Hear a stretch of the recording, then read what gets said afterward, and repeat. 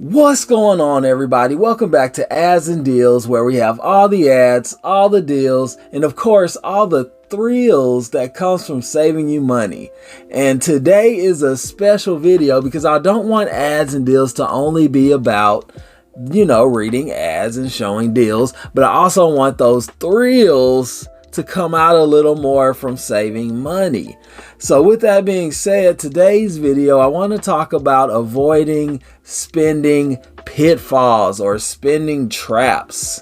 So before we get into it, make sure you subscribe, hit the like button, hit the notification bell, and let's go ahead and get started. So we all know that spending money can be pretty addictive, and unfortunately, it's easy to get caught up in spending traps without even realizing it. In this video, we'll show you how to avoid spending money unnecessarily so that you can keep more of your hard-earned cash in your wallet.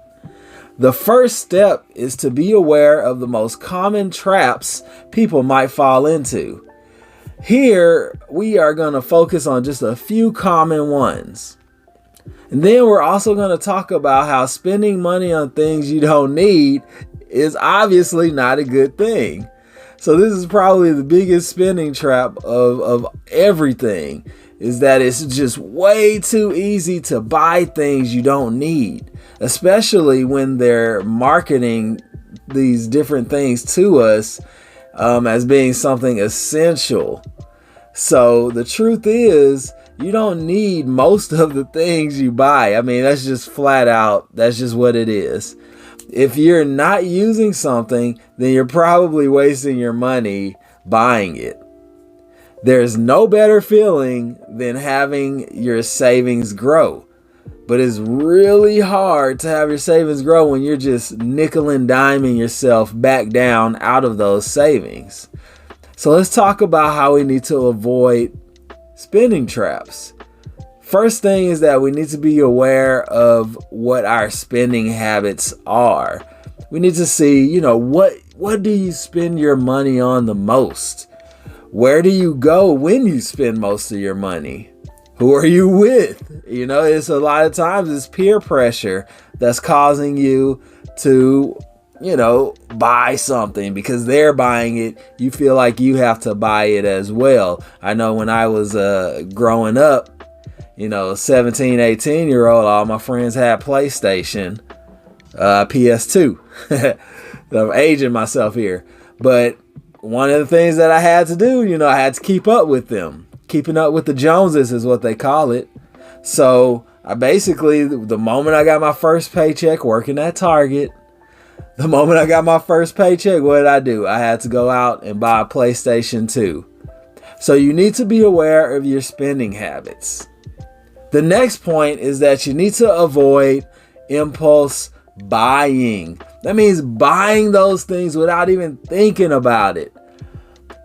When you go into the store and you see this super amazing, ultra, mega, instinct item, you want to buy it, a lot of times people just snatch it up, don't even think about it, and then go right to the register.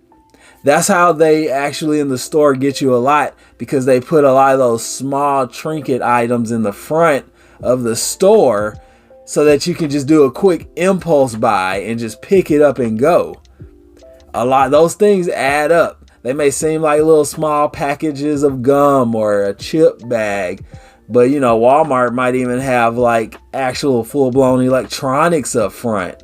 All of these things, when you start impulse buying and not thinking about it right at the end of your shopping trip, can cause you to lose out on your hard-earned money. So you want to avoid that impulse buying.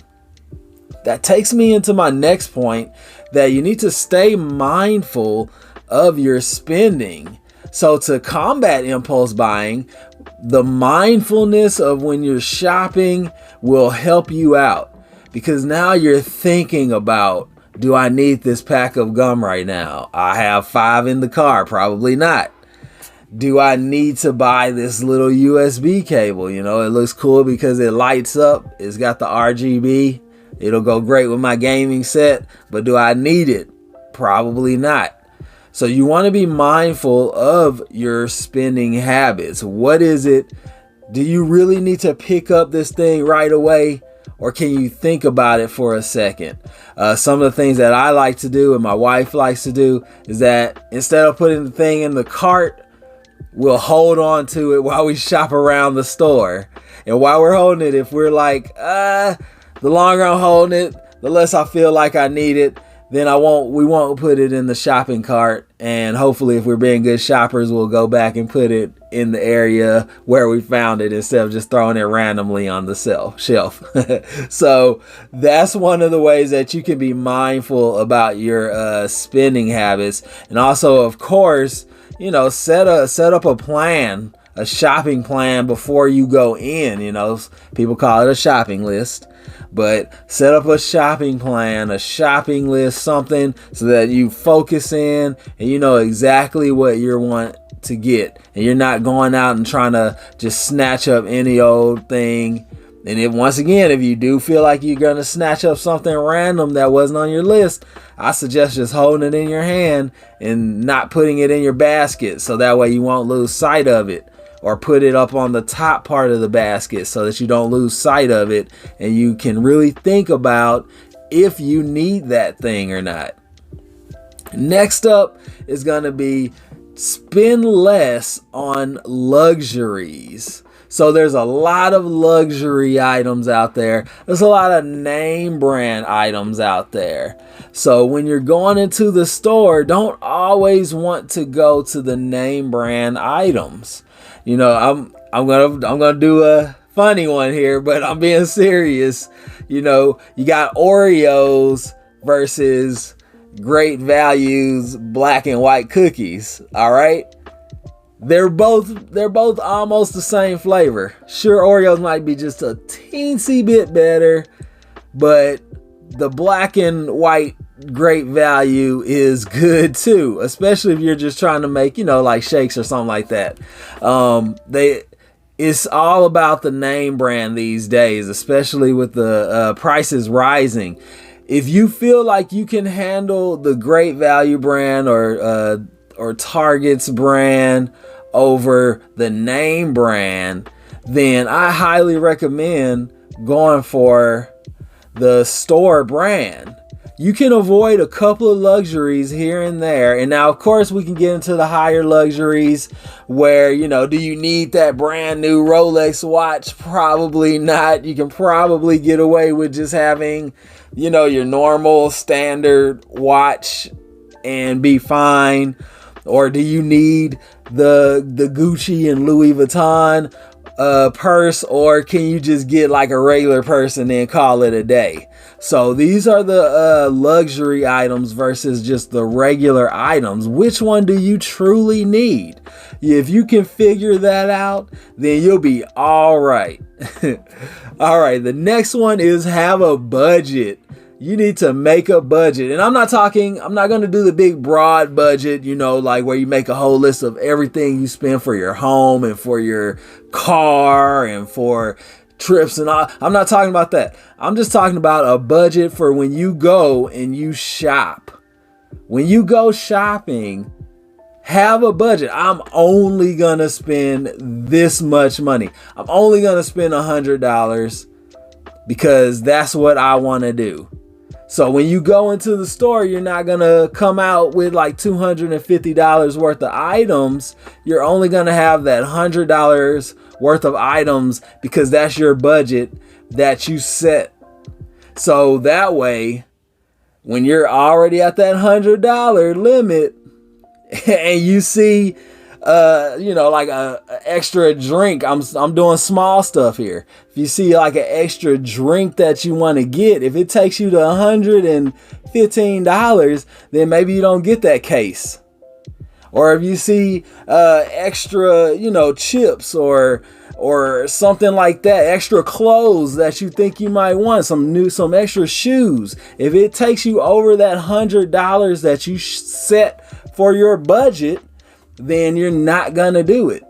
So I know there's way more tips because there's a lot of ways that we can fall into these spending pitfalls, these spending traps. These are just a few little tips that I wanted to give. So once you know when, where, and why you're spending more than you're comfortable with on a regular basis, you can strategize how to pull back. So yeah, it may be hard to avoid spending traps all the time, especially when you have no idea where they are. But once you get intimate with your spending habits, you can restructure your time and activities, not necessarily to cut out those expenses completely, but to pull them back to a more comfortable place. So that's it. That's all I have for you today. Just, ways for you to be able to get those thrills that comes from saving money. So let me know in the comment section down below if you have any extra tips or thoughts towards trying to avoid those spending traps. What's your techniques? What do you do for these things? But besides that, as always, you have a good day.